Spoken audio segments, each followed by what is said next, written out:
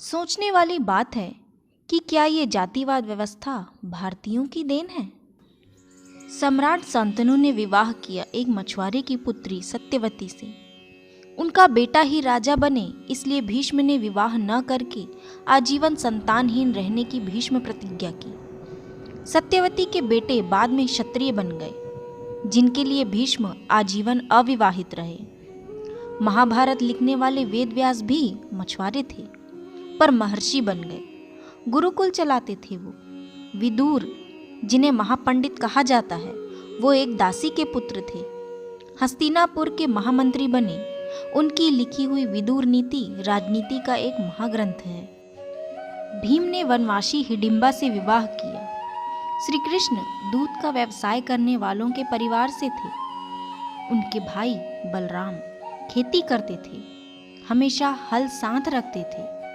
यादव क्षत्रिय रहे हैं, कई प्रांतों पर शासन किया और श्री कृष्ण सबके पूजनीय हैं। गीता जैसा ग्रंथ विश्व को दिया। राम के साथ वनवासी निषाद राज गुरुकुल में पढ़ते थे। उनके पुत्र लवकुश महर्षि वाल्मीकि के गुरुकुल में पढ़े, जो वनवासी थे। तो ये हो गई वैदिक काल की बात। स्पष्ट है, कोई किसी का शोषण नहीं करता था। सबको शिक्षा का अधिकार था। कोई भी पद तक पहुंच सकता था अपनी योग्यता के अनुसार। प्राचीन भारत की बात करें तो भारत के सबसे बड़े जनपद मगध पर जिस नंद वंश का राज रहा, वो जाति से नाई थे। नंद वंश की शुरुआत महापद्म नंद ने की, जो कि राजा नाई थे।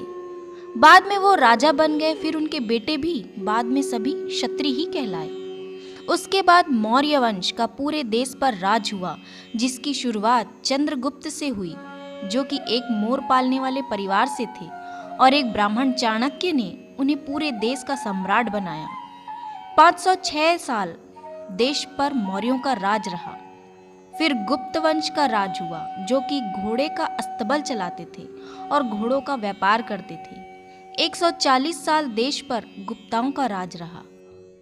केवल पुष्यमित्र शुंग के 36 साल के राज को छोड़कर 92% समय प्राचीन काल में देश में शासन उन्हीं का रहा, जिन्हें आज दलित पिछड़ा कहते हैं। तो शोषण कहाँ से हो गया? यहाँ भी कोई शोषण वाली बात नहीं है। फिर शुरू होता है मध्यकालीन भारत का समय, जो सन 1100 से 1750 तक है। इस दौरान अधिकतर समय अधिकतर जगह मुस्लिम शासन रहा। अंत में मराठों का उदय हुआ। बाजीराव पेशवा, जो कि ब्राह्मण थे, उन्होंने गाय चराने वाले गायकवाड़ को गुजरात का राजा बनाया। चरवाहा जाति के होलकर को मालवा का राजा बनाया। अहिल्याबाई होलकर खुद बहुत बड़ी शिव भक्त थी। ढेरों मंदिर गुरुकुल उन्होंने बनाए। मीराबाई, जो कि राजपूत थी, उनके गुरु एक चर्मकार रविदास थे, और रविदास गुरु ब्राह्मण रामानंद थे। मुगल काल से देश में गंदगी शुरू हो गई, और यहाँ से पर्दा प्रथा, गुलाम प्रथा, बाल विवाह जैसी चीज़ें शुरू होती हैं।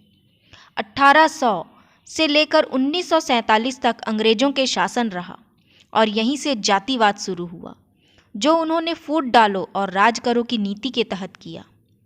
अंग्रेज अधिकारी निकोलस डार्क की किताब कास्ट ऑफ माइंड में मिल जाएगा कि कैसे अंग्रेजों ने जातिवाद और छुआछूत को बढ़ाया। योगी आदित्यनाथ, जो ब्राह्मण नहीं हैं, गोरखपुर मंदिर के महंत हैं। पिछड़ी जाति की उमा भारती महामंडलेश्वर रही है। जन्म आधारित जाति व्यवस्था हिंदुओं को कमज़ोर करने के लिए लाई गई थी। इसलिए भारतीय होने पर गर्व करें और घृणा, द्वेष और भेदभाव के षड्यंत्रों से खुद भी बचें और औरों को भी बचाएं।